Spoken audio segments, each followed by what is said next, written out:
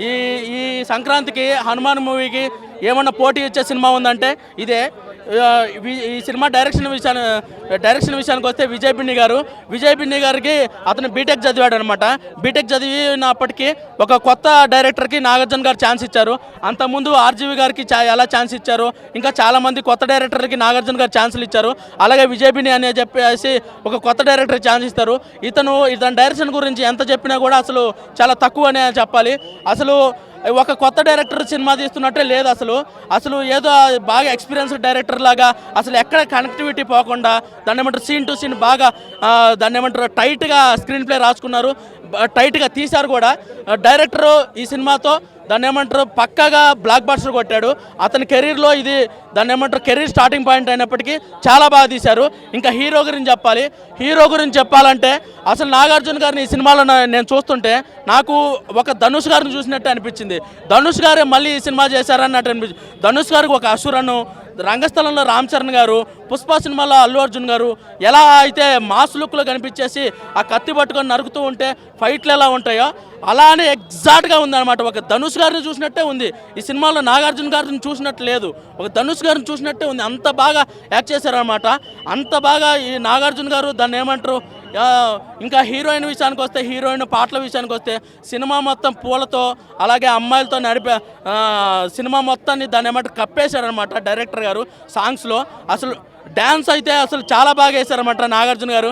ఈ వయసు గురించి చెప్పకూడదు, ఈ వయసులో కూడా అంత బాగా డ్యాన్స్ చేస్తారని నేను అసలు అనుకోలేదు.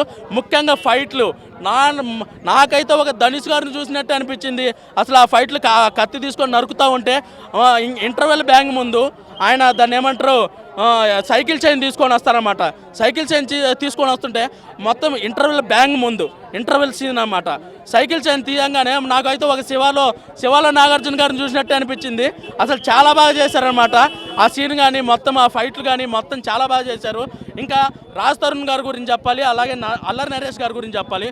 రాజ్ తరుణ్ గారు ఈ మధ్య దాన్ని ఏమంటారు కొన్ని సినిమాలు దాన్ని ఏమంటారు ఫ్లాప్లు అవ్వడం వల్ల ఈ మధ్య సినిమాలో కనిపించట్లేదు ఏంటబ్బా అని అనుకున్నాను ఓపెన్గా.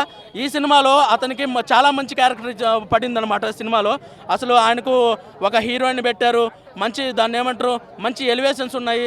అసలు సినిమా చాలా బాగుంది దాన్ని ఏమంటారు. అలాగే అల్లరి నరేష్ గారు కూడా ఈ మధ్యకాలంలో 2 హిట్లు కొట్టారు. నాంది అని చెప్పేసి ఇంకోటి ఏదో సినిమా హిట్లు కొట్టారు. అయినప్పటికీ ఈ సినిమాలో ఒక క్యారెక్టర్ చేశారన్నమాట. ఆ క్యారెక్టర్ చూస్తే మీరు గ్యారంటీ రంగస్థలంలో వాళ్ళ అన్నయ్య చనిపోయినప్పుడు ఎలా ఫీల్ అవుతారో అంతే ఎమోషన్ ఈ సినిమాలో ఉండిద్ది. నేను సినిమా స్టోరీ చెప్పకూడదు కాబట్టి చెప్పట్లేదు, కానీ మీరు ఏడ్చుకుంటూ బయటకు వస్తారు ఆ సీన్కి మాత్రం. ఆ సీన్కి ఒక 5 మినిట్స్ ఉంటుంది ఆ సీన్ మొత్తము. అసలు అల్లరి నరేష్ గారి గురించి రంగస్థలంలో వాళ్ళ అన్నయ్య చనిపోయినప్పుడు ఎలా ఎమోషనల్గా ఫీల్ అవుతారో అంతకంటే 10 రెట్లు మీరు ఈ గ్యారంటీ ఎమోషనల్గా ఫీల్ అవుతారు. దానికి కారణము డైరెక్టర్ విజయ్ బిన్ని గారు ఆ ఎమోషనల్ సీన్ 5 మినిట్స్ తీయడానికి దాన్ని ఏమంటారు ఆ సీన్ వరకు తెప్పించడం కోసము దాన్ని ఏమంటారు తీసుకున్న షార్ట్ డివిజన్ అవన్నీ మొత్తము అవన్నీ చూసి గ్యారంటీ అసలు ఒక ఎమోషనల్గా ఏడ్ చేస్తారు కూడా కొంతమంది. అయితే రంగస్థలంలో ఎలాగైతే ఆది పినిశెట్టి గారిని చంపినట్టు ఎమోషన్ వచ్చిద్దో ఆ చంపే సీను ఫైటు అది మొత్తం ఎలా ఉంటుందో అలానే ఆ 5 మినిట్స్ స్టోరీ చెప్పకూడదు కాబట్టి చెప్పట్లేదు. అల్లరి నరేష్ గారిది ఆ సీన్ వచ్చినప్పుడు కూడా మీరు అలానే ఎమోషనల్గా ఫీల్ అవుతారు.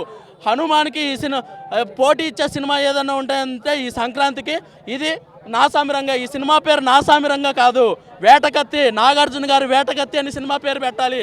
నాగార్జున గారు వేటకత్తి ఇది. నాగార్జున గారు మీరు ఈ సినిమాతో ఈ సంక్రాంతికి బ్లాక్ బస్టర్ కొట్టారు అంతే.